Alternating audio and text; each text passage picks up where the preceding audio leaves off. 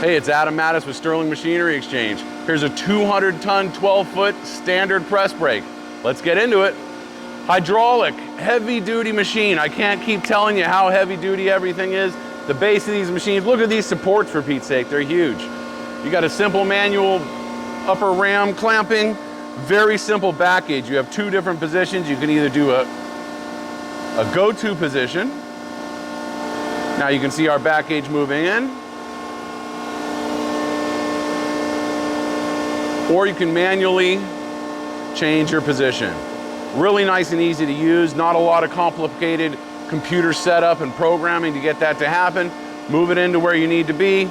As soon as you know it's at that 8 inches, we're set and ready to go. We can go ahead and bend. Got quick approach, slow forming, quick retreat, safety light curtains.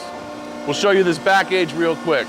Now, you can watch a full video of this machine on our website where we go over some of the options and go a little more in depth of everything, but we wanted to show you how nice and clean this machine is, and it's available for sale. Now, if you have machines to buy, sell, or trade, maybe you have a Cincinnati, standard, any type of press brake, give us a call, 626-444-0311. Check out our website at sterlingmachinery.com. Thank you.